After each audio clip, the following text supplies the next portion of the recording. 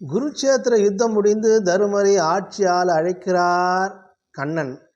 தருமன் நாடு நகரம் வேண்டாம், நான் வனவாசமே செல்லுகின்றேன் என்று கிருஷ்ணனிடம் சொல்ல, அப்பா மக்கள் சேவையே மகேசனுக்கு சேவை செய்வதாக எடுத்துக்கொள்ள வேண்டும், இப்படியெல்லாம் செய்யாத என்று சொல்லுகின்ற போது அவன் அதையெல்லாம் மறுக்கிறான்.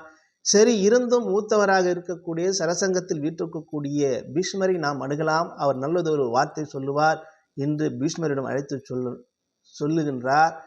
இவன் எதை சொன்னாலும் ஆட்சி அதிகாரம் வேண்டாம், காட்டுக்கே போகலாம் என்று சொல்கிறான். பீஷ்மரே ஏதாவது 4 நல்ல வார்த்தைகள் சொல்லு என்று சொல்கிறார்.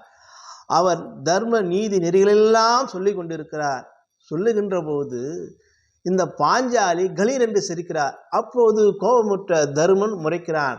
சிரிக்க தெரியாமல் சிரித்ததாலே தான் இந்த துரியோதனன் போர்க்களம் வரை நம்மை அழைத்து சென்று அனைத்து சேனா சங்கங்கள் அழிந்து விட்டது என்று நினைத்து அவர் முறைப்பார். அப்போது பீஷ்மர் தருமனிடம் சொல்கிறார், தர்மா, அவள் சிரிப்புக்கு உனக்கு அர்த்தம் தெரிகிறதோ இல்லையோ, எனக்கு அர்த்தம் தெரிகிறதப்பா.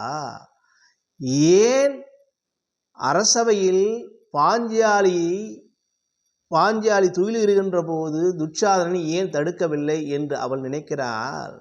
துஷ்டனான துரியோதனன் போட்ட உணவை உண்டதால் என் உடம்பில் துஷ்ட ரத்தம் இருந்ததால் நானும் அச்செயல் சிந்தனை எல்லாம் துஷ்டமாக இருந்ததால் என்னால் தடுக்க முடியாமல் போய்விட்டது.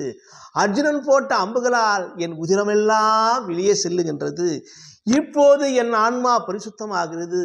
இப்போது எனக்கு எல்லா தகுதியும் இருக்கிறது சொல்வதற்கு என்று தருமருக்கு அவர் ஆட்சி அதிகாரத்தை பற்றியும் தர்ம நியாயங்கள் எப்படி கடைப்பிடிக்க வேண்டும் என்பதை பற்றியும் சொல்லுகிறார். சொல்லிய பிறகு, அப்பா, மக்கள் சேவையே மகேசனுக்கு சேவையாக நீ கருத வேண்டும்.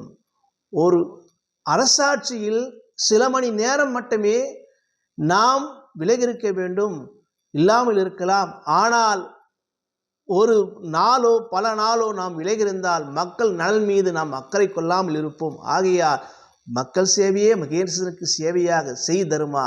எப்போதெல்லாம் இடர் வருகிறதோ துன்பம் வருகிறதோ அப்போதெல்லாம் வா, உனக்கு நல்ல அறிவுரையும் தர்ம நீதிகளையும் சொல்லிக் கொடுக்கிறேன் என்று பீஷ்மர் சொல்ல, அதற்கு உடன்பட்டு செவி சாய்த்த தருமனும் வணங்கி விடைபெற்றான். நானும் உங்களிடம் விடைபெறுகிறேன். நன்றி, வணக்கம், அன்பு நண்பர்கள்.